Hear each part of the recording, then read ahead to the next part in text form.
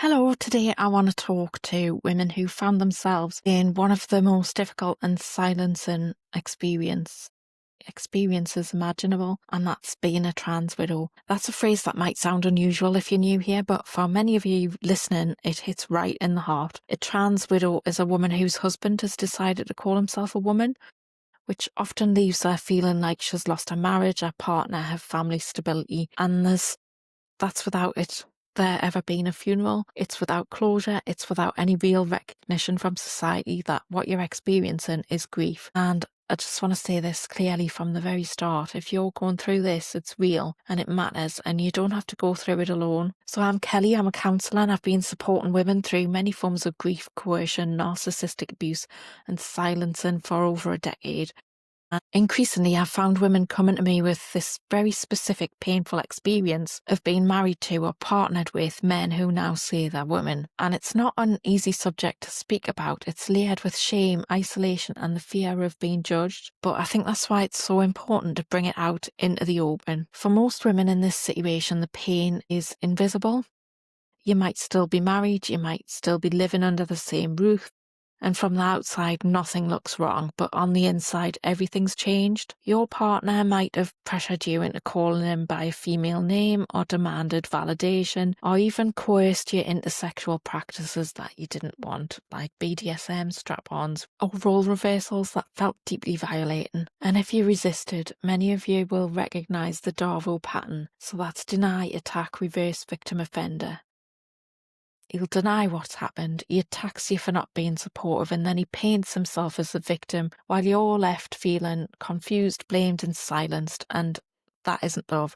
That's not respect. And yet so many women internalise it as if it's their failure. One of the key concepts that I work with is ambiguous loss.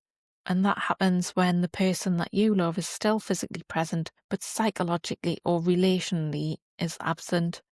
And as a trans widow, you might be sitting across the dinner table from someone whose body is familiar, but whose identity and behaviour have changed so dramatically that it feels like your husband's died, except he's still there. And that's a profound disorient and grief. There's no funeral, there's no rituals, there's no sympathy cards arriving in the post. Instead, you're often told, be kind, be supportive, it's stunning and brave. But what about your bravery? What about the courage it takes you to face the loss of your marriage, your family as you knew it, and your plans for the future, and to do so in silence because society refuses to acknowledge your pain? That silence is crushing.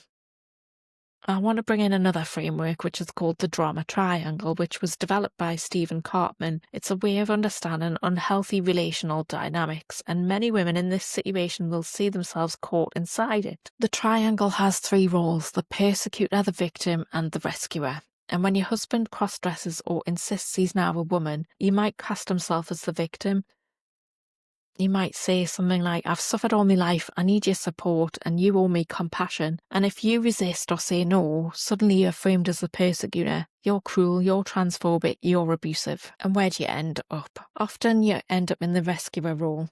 You try to soothe, to placate, to support. Sometimes that's at the expense of your own well-being, and you bend over backwards. You bend yourself into knots to keep the peace, to stop the arguments, and to protect your children and to avoid the shame. But here's the truth: being stuck in that triangle keeps you trapped. It drains you of your own voice, your own needs, and your own reality. Therapy can help you step outside of that cycle, to see it clearly, to name it, to begin to reclaim your role, not as victim, not as persecutor, not as rescuer, but as an empowered, centered woman who has the right to her own boundaries and truth. And it's also important to name the narcissism that's often present in these dynamics. When a man decides that his identity matters more than your marriage, your consent, and your sexuality and your well-being, that's narcissism.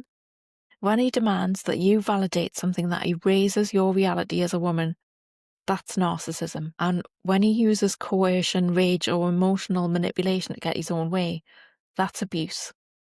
So many women tell me that they feel like they're going mad, but you're not. What's happening is gaslighting, and once you name it, you can begin to disentangle from it. One of the cruelest parts of being a trans widow is the enforced silence. You can't talk to your friends because you're afraid that they won't understand, or worse, that they'll side with him. You can't post about it online without risking being labelled hateful. Sometimes you can't even tell your own family.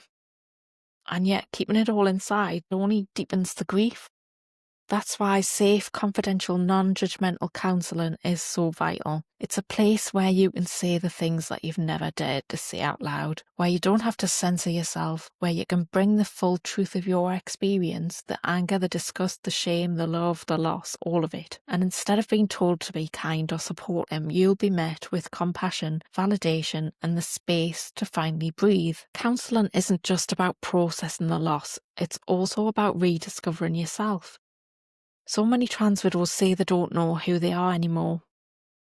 Their identity was wrapped up in being a wife, a partner, part of a couple, and now they feel erased, sometimes even in their own homes. But through therapy, you can begin to rebuild that lost sense of self, to reconnect with the woman that you were before all of this happened, to rediscover your strengths, your passions, and your right to joy and intimacy on your own terms, and perhaps more importantly, to know that you are not crazy, not cruel, not selfish, but a woman whose pain is valid, whose boundaries matter, and who deserves healing. So if you are a trans widow, or if you're a woman living in the daily reality of a partner's cross-dressing, coercion, or narcissistic manipulation, I want you to know that you're not alone. I offer one-to-one counselling both online and in person, and I specialise in supporting women going through experiences like yours. Together we can untangle the confusion, we can name the abuse for what it is, we can grieve the loss that no one else sees, and we can begin to build a future where you feel grounded,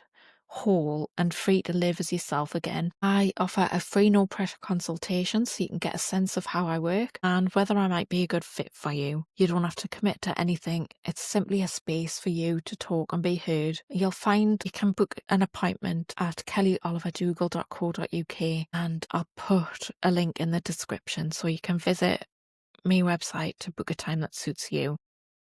To every woman listening who recognises herself in what I've shared today, please know that you're not invisible. Your grief's real, your pain's valid, and there is a way through it. You don't have to carry it alone.